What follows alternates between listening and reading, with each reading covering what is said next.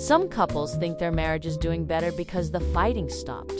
There are no blow-ups anymore. No raised voices. No arguments that last all night. On the surface, it looks like growth. But what often gets missed is this. The fighting didn't stop because the issues were resolved. It stopped because someone stopped speaking.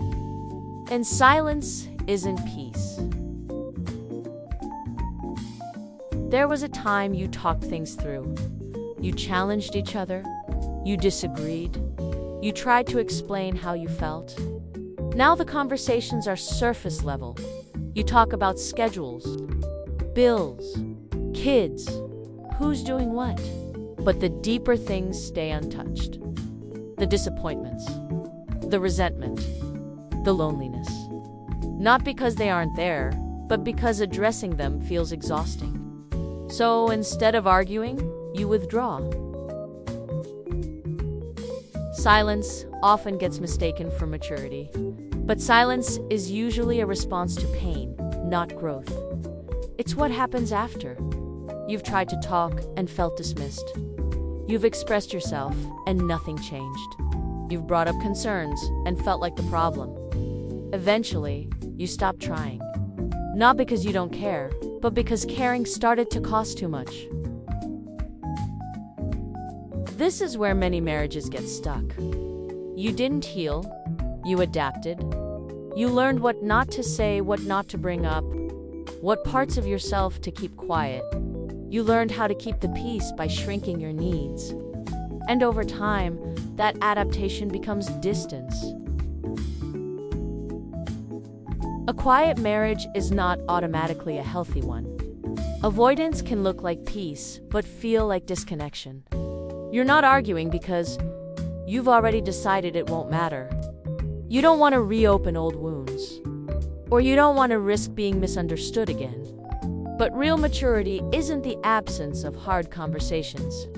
Real maturity is learning how to stay present when they happen. When silence becomes the norm, intimacy suffers. You stop sharing your inner world. You stop feeling emotionally safe. You stop feeling known. You may still function as a couple, but you no longer feel connected.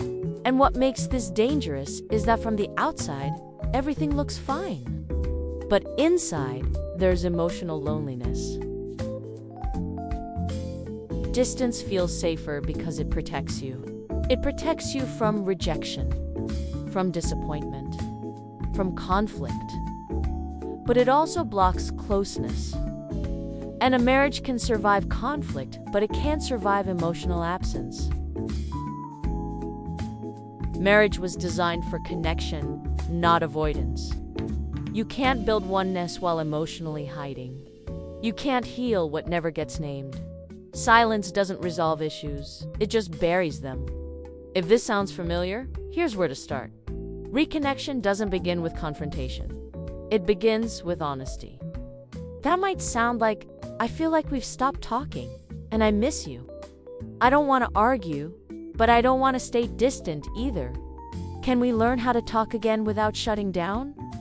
This isn't about reopening every argument. It's about reopening access to each other. A marriage that never argues isn't automatically healed. Sometimes the absence of conflict is the presence of fear. Fear of rejection. Fear of conflict. Fear of realizing how far apart you've grown. But connection doesn't come from silence. It comes from courage. And if your marriage has gone quiet, the goal isn't to start fighting again. The goal is to start showing up again. Because distance may feel safe, but it will cost you intimacy. If you've stopped arguing, ask yourself, did we heal? Or did we retreat? Comment, reconnect if this hit home. And if you're ready to stop surviving your marriage and start strengthening it, subscribe to Real Marriage, Real Talk.